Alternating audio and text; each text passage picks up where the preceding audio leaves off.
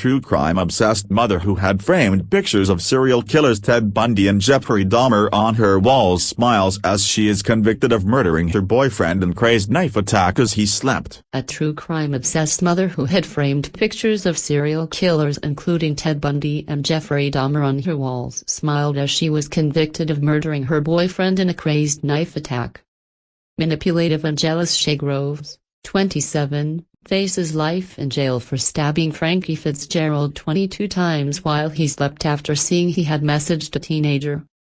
The 5-week trial heard that the pair shared a mutual interest in BDSM and a camera was set up in the killer's bedroom at her home in Havant, Hampshire, to record them having sex. On her walls Groves had framed pictures of serial killers crying blood including Yorkshire Ripper Peter Sutcliffe, Moors murderer Myra Hindley and incestuous serial killer Rose West. She also collected books about gangsters, including the notorious prisoner Charles Bronson, and watched true crime documentaries.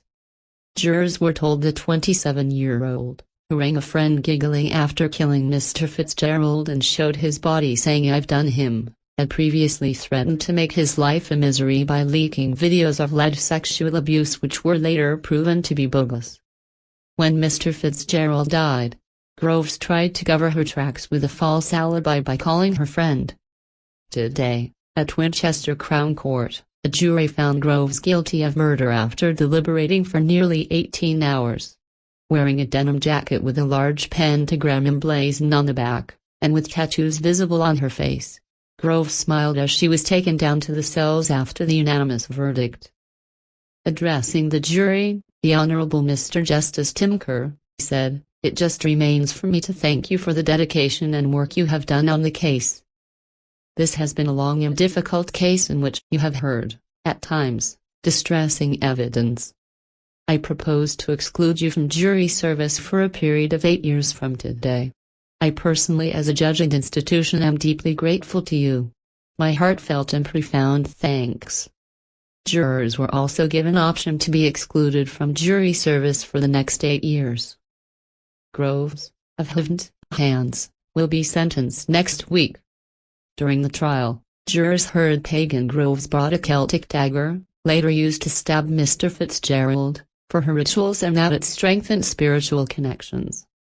As well as posters of killers such as Rose West and Ted Bundy, Groves had a coffin-shaped bookcase and 4 decorative knives, with depictions of film villains Chucky, Jigsaw and Pennywise on, which she and Mr. Fitzgerald used for knife play in the bedroom.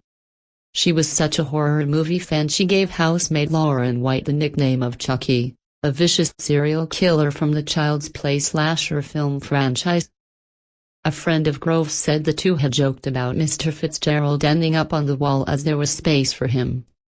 Opening the case, prosecutor Stephen Perry NKC, said of Groves and Fitzgerald, their sex life involved bondage, dominance, submission and masochism, BDSM.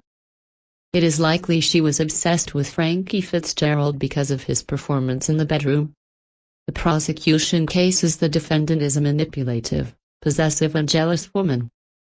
The killing is very likely to have been a crime of passion driven by her jealousy. Afterwards Groves video called her friend, Vicky Bayup, giggling and admitted the killing.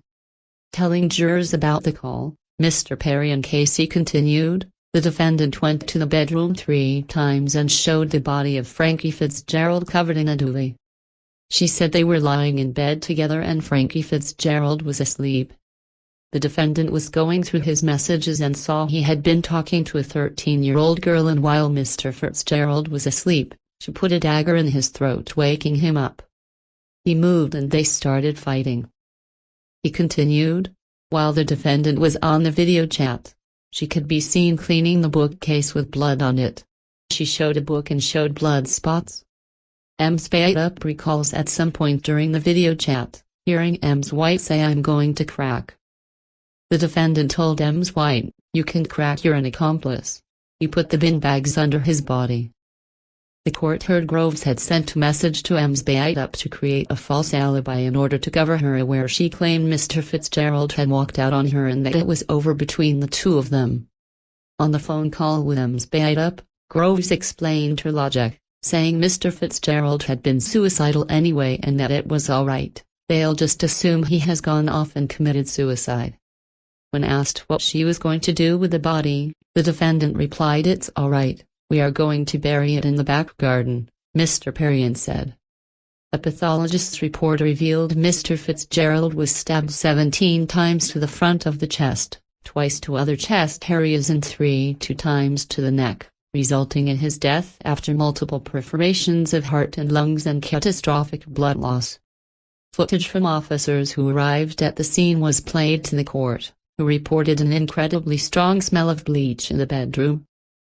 Groves could be heard saying, "He tried to attack me. It's not the first time. I've got video footage of him raping me and beating me."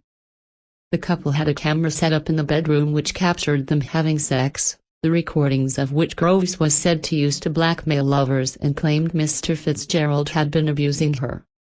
However, Mr. Perrin highlighted a recording that showed the activity was consensual because they had spoken about their safe word "red light." The court heard cunning and astute Groves had spoken with friends about getting Mr. Fitzgerald down a dark alley and get away with murder and had been violent towards them's white, only calming down when she saw a bit of blood. Mr. Perrin said, the defendant had many gangster books, like Charles Bronson, and has serial killer pictures and frames on her wall and watches murder documentaries. The Crown say by reading about and watching these she was familiar with a crime scene, how to create a false narrative and how to create a false alibi. Addressing Groves' claims of self-defense, Mr. Perrin said, "If the killing was in self-defense, why go about setting such an elaborate false alibi for yourself? Why didn't she call the police immediately? Why did she clean up the crime scene? Why did she move the body? It was a cunning ploy, nothing was affecting her mind at that time."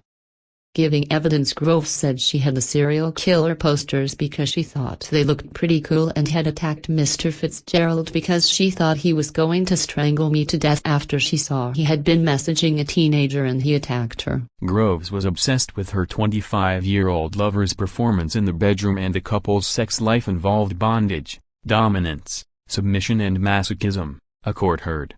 Shaye Groves' bedroom wall, pictured above, showing serial killer pictures.